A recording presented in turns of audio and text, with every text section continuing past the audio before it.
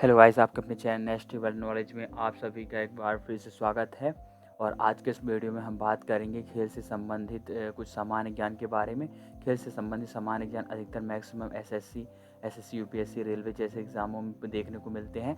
तो आज इस वीडियो में हम इस टॉपिक को कवर करेंगे, ताकि अगर इस टॉपिक से कोई भी क्वेश्चन आने वाले एग्ज़ाम में बनता है तो हम उसे ईजिली अटैम्प्ट कर सकेंगे। तो आज के इस वीडियो में हमारा फर्स्ट पॉइंट क्या है, विभिन्न देशों के राष्ट्रीय खेल। तो विभिन्न देशों के राष्ट्रीय खेल हैं। तो चलिए हम अपने पहले क्वेश्चन की ओर चलते हैं। हमारा पहला क्वेश्चन है भूटान का राष्ट्रीय खेल क्या होता है। तो भूटान का जो राष्ट्रीय खेल होता है वो है तीरंदाजी। क्वेश्चन नंबर सेकंड है हमारा, संयुक्त राज्य अमेरिका का राष्ट्रीय खेल कौन सा है। तो संयुक्त राज्य अमेरिका का जो राष्ट्रीय खेल है वो है बेसबॉल। क्वेश्चन नंबर थर्ड है हमारा, भारत का राष्ट्रीय खेल किसे माना जाता है। तो भारत का राष्ट्रीय खेल हॉकी को माना जाता है। ये इसका राइट आंसर है। चलिए क्वेश्चन नंबर चौथा है हमारा, तुर्की का राष्ट्रीय खेल क्या होता है। तो तुर्की का राष्ट्रीय खेल जो होता है वो कुश्ती है। क्वेश्चन नंबर पाँचवें की बात करें तो क्वेश्चन नंबर पाँचवा है हमारा, स्कॉटलैंड का राष्ट्रीय खेल कौन सा होता है। तो स्कॉटलैंड का जो राष्ट्रीय खेल होता है वो रग्बी फुटबॉल होता है। बी इसका राइट आंसर है। क्वेश्चन नंबर 9 है हमारा, नेपाल का कौन सा सबसे लोकप्रिय खेल नेपाल का सबसे लोकप्रिय खेल कौन सा है। तो नेपाल का जो सबसे लोकप्रिय खेल होता है वो वॉलीबॉल है। क्वेश्चन नंबर 7 है हमारा, बुल फाइटिंग किस देश का राष्ट्रीय खेल है। तो बुल फाइटिंग जो होता है स्पेन का एक राष्ट्रीय खेल है। क्वेश्चन नंबर 8 है हमारा, आइस हॉकी किस देश का राष्ट्रीय खेल होता है। तो कनाडा का आइस हॉकी जो होता है, ये नंबर इसका राइट आंसर है, कनाडा का एक राष्ट्रीय खेल है। क्वेश्चन नंबर 9 है हमारा, टेबल टेनिस किस देश का राष्ट्रीय खेल होता है। तो टेबल टेनिस जो होता है वो चीन का एक राष्ट्रीय खेल है। क्वेश्चन नंबर 10वां है हमारा, अमेरिका का राष्ट्रीय खेल कौन सा होता है। तो अमेरिका का जो राष्ट्रीय खेल है वो होता है बेसबॉल। सी इसका राइट आंसर है। पॉइंट नंबर 2 है हमारा, खेल और उनकी जन्मदाता। इस टॉपिक में हम देखेंगे कौन सा खेल किस देश से उत्पन्न हुआ है या जन्म लिया है, कहाँ से। तो भारत में पोलो का खेल का प्रचलन सर्वप्रथम कहाँ से हुआ था। तो ये पुर्तगाल से हुआ था। पुर्तगाल इसका राइट आंसर है। तो भारत में पोलो खेल का जो प्रचलन है वो पुर्तगाल से है। पोलो खेल का प्रचलन भारत में किस राज्य में हुआ है। तो मणिपुर में पोलो खेल का दूसरे का राइट आंसर है मणिपुर। क्वेश्चन नंबर 30वां है हमारा, कबड्डी खेल का उद्भव किस देश से माना जाता है। तो यह भारत से माना जाता है। ये इसका राइट आंसर है। क्वेश्चन नंबर 4 है हमारा, शतरंज का जन्मदाता किस देश को माना जाता है। तो भारत को शतरंज का जन्मदाता माना जाता है। क्वेश्चन नंबर 5वां है हमारा, क्रिकेट खेल की शुरुआत किस देश में हुई थी। तो क्रिकेट खेल की शुरुआत जो हुई थी इंग्लैंड में हुई थी। किस देश के राष्ट्रीय खेल है। तो ये जो है इंग्लैंड और ऑस्ट्रेलिया का राष्ट्रीय खेल है। क्वेश्चन नंबर 6वां हमारा, निम्नलिखित में से खेल का उद्भव भारत में नहीं हुआ माना जाता है बिलियर्ड्स का। बाकी शतरंज, पोलो और कबड्डी का जो उद्भव हुआ है वो भारत से ही हुआ है। क्वेश्चन नंबर 7वां है हमारा, निम्नलिखित में से किस खेल का उद्भव इंग्लैंड में नहीं हुआ है। तो वॉलीबॉल का नहीं हुआ। बाकी लॉन टेनिस, हॉकी हो गया, फुटबॉल, ये सभी का इंग्लैंड में नहीं इंग्लैंड में हुआ माना जाता है। क्वेश्चन नंबर 8वां है हमारा, खेल और उनकी जन्मदाता देश का सही युग्म कौन सा है। तो पोलो इसका राइट आंसर है। सी नंबर, खेल और उनके जन्मदाता देश। पोलो भारत का एक खेल होता है। क्वेश्चन नंबर 9 में हमारा, खेल और उनकी जन्मदाता देश का गलत युग्म कौन सा होता है। शतरंज रूस गलत है। ये शतरंज का जो हुआ था वो भारत में सबसे जन्म हुआ था भारत में। कबड्डी भी भारत में हुआ है, और बिलियर्ड्स का जो जन्म हुआ है वो फ्रांस में हुआ है, और स्नूकर का भारत में। क्वेश्चन नंबर तीसरा पॉइंट है हमारा, खिलाड़ियों और की संख्या की इस पॉइंट पे हम ये देखेंगे कि किसी भी खेल में खिलाड़ियों की मैक्सिमम संख्या कितनी होती है। तो जैसे हम खो खो की बात करें तो खो खो में खिलाड़ियों की संख्या जो होती है 9 होती है। डी इसका राइट आंसर है।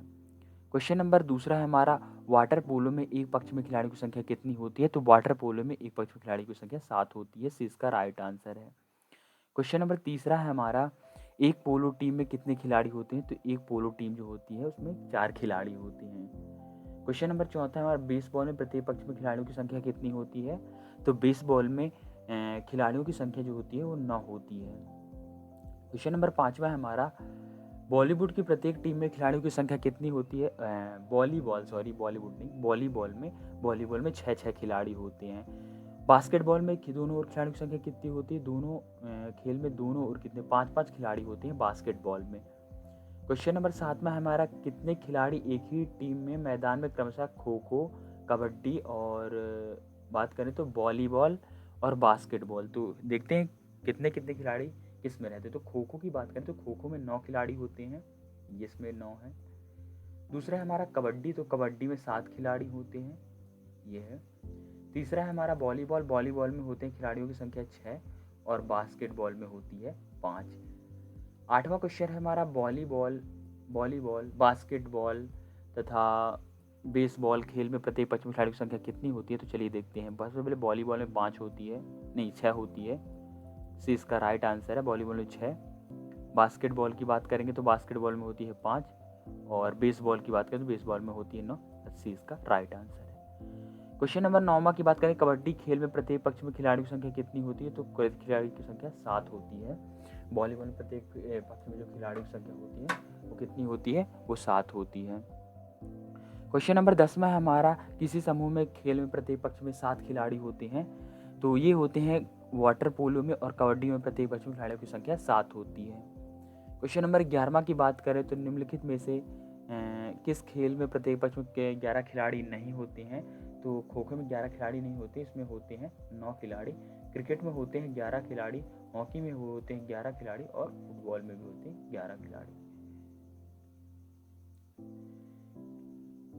किस ग्रुप के खेलों में प्रत्येक पक्ष में खिलाड़ियों की संख्या समान होती है? तो पोलो और वाटर पोलो में नहीं, क्योंकि पोलो में 4 होती है, वाटर पोलो की पता नहीं।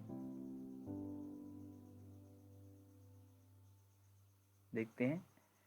बास्केटबॉल के बेसबॉल में होते हैं खिलाड़ियों की संख्या 9 और खो खो में भी होती है 9। फुटबॉल में और रग्बी में नहीं।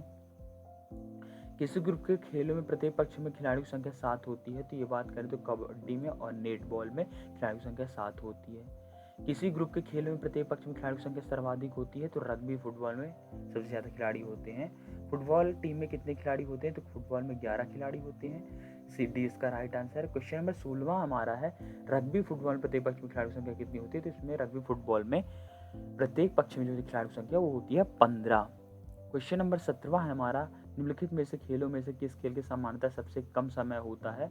तो कबड्डी के लिए सबसे कम समय 20 मिनट का समय दिया जाता है।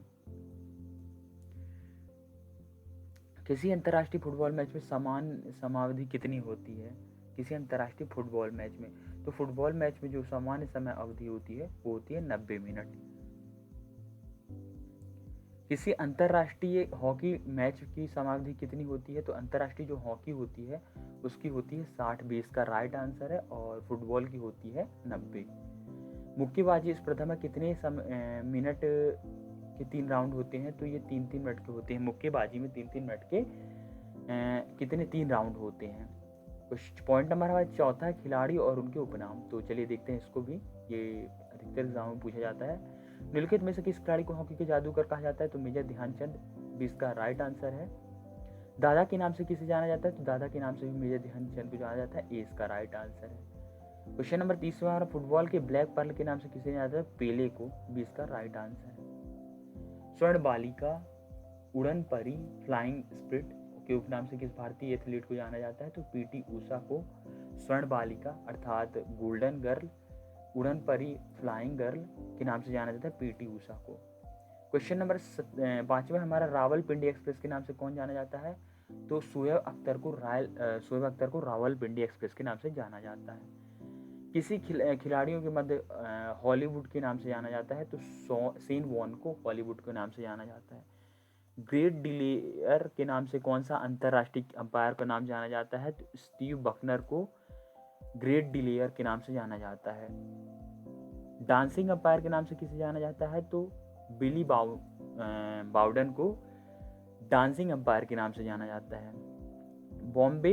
बॉम्बर के नाम से किसे जाना जाता है? तो सचिन तेंदुलकर को बॉम्बे बॉम्बर के नाम से जाना जाता है, 20 का राइट आंसर है। लिटिल मास्टर के नाम से किसी भारतीय खिलाड़ी को जाना जाता है? तो सुनील गावस्कर को लिटिल मास्टर के नाम से जाना जाता है। इसका राइट आंसर है सुनील गावस्कर। भारतीय क्रिकेट के स्तंभ राहुल द्रविड़ का उपनाम क्या है, तो इन्हें सभी नाम से जाना जाता है, mister reliable, the wall, Jammy. Rahul Dravid को जैमी के नाम से, द वॉल के नाम से और मिस्टर रियाबुल के नाम से जाना जाता है। क्वेश्चन नंबर 12 की बात करें तो भारत की ओर से टेस्ट क्रिकेट तथा एक दिवसीय मैच में सर्वाधिक विकेट लेने वाले गेंदबाज कौन थे, जंबो। एथेंस ओलंपिक में निशानेबाजी की डबल ट्रैप स्पर्धा में भारत ने रजत पदक दिलाने वाले मेजर राज्यवर्धन सिंह राठौर का उपनाम क्या है, चिली। से इसका राइट आंसर है। मोस्ट इंपॉर्टेंट क्वेश्चन है। टर्मिनेटर के नाम से किसे जाना जाता है, अनिल कुंबले को टर्मिनेटर के नाम से जाना जाता है। थारपीडो के नाम से किसे जाना जाता है, इयान थारपे को थारपीडो के नाम से जाना जाता है। ये 15 नंबर का क्वेश्चन था। 16 है हमारा, पोल वॉल्ट के किसे कहा जाता है, तो पोल वॉल्ट जो होता है सरगेई बुकवा को पोल वॉल्ट कहा जाता है, सरगेई बुकवा।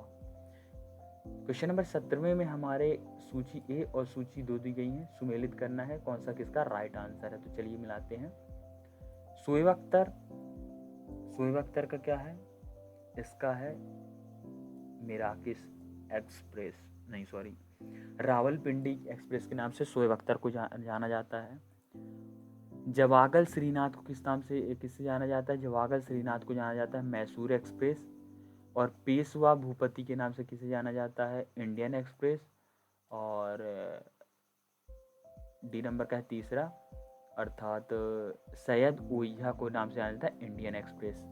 तो चलिए एक बार और देखते हैं। शोएब अख्तर रावलपिंडी एक्सप्रेस, जवागल श्रीनाथ मिराकिस एक्सप्रेस, पेशवा भूपति को इंडियन एक्सप्रेस, सैयद ओइहा को मैसूर एक्सप्रेस। इसका राइट आंसर है ये।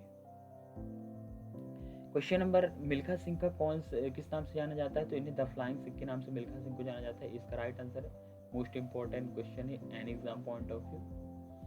निम्नलिखित में से ब्लेड रनर के नाम से कौन जाना जाता है, तो ऑस्कर कार्ल पिस्टोरियास भी इसका राइट आंसर है, ब्लेड रनर के नाम से जाने जाते हैं। क्वेश्चन नंबर 20 है हमारा, निम्नलिखित में से कौन हरियाणा हरिकेन के नाम से जाना जाता है, कपिल देव को हरियाणा हरिकेन के नाम से जाना जाता है। ये इसका राइट आंसर है, बी नंबर का। निम्नलिखित में से कौन हरियाणा हरिकेन के नाम से प्रसिद्ध है, कपिल देव। तो इस वीडियो में जितने भी मोस्ट इंपॉर्टेंट क्वेश्चन बन सकते थे वो सभी हम डिस्कस कर चुके हैं। यदि आपको टॉपिक से रिलेटेड कोई भी डाउट है तो आप कमेंट कर सकते हैं। और इसी तरह की वीडियो के लिए चैनल को सब्सक्राइब करना ना भूलें। सब्सक्राइब करने से क्या होगा कि मेरे आने वाले वीडियो आपको मिलते रहेंगे, ताकि हम आने वाले किसी भी कॉम्पिटिटिव एग्ज़ाम के अच्छे से तैयारी कर सकें। अभी मैं इसे आने वाले वीडियोस जो होंगे मेरे बहुत ही मोस्ट इम्पॉर्टेंट होंगे एग्ज़ाम पॉइंट ऑफ व्यू से। तो हमारी जनरल साइंस की भी सीरीज़ चल रही है। अगर जनरल साइंस की सीरीज़ देखना है तो आप हमारी प्लेलिस्ट में जाकर वहाँ से देख सकते हैं। जीएस, फिजिक्स, केमिस्ट्री, बायोलॉजी और जनरल नॉलेज की भी हमारी सीरीज़ है। अगर जनरल नॉलेज देखें तो आप उसमें जाके देख सकते हैं। और एमपीजीके के लिए भी एक प्लेलिस्ट है, उसमें जाके आप इजीली देख सकते हैं। अगर वीडियो अच्छा लगा तो लाइक करना ना भूलें। मिलेंगे अगले वीडियो में, इसी तरह बने रहे। तब तक के लिए धन्यवाद।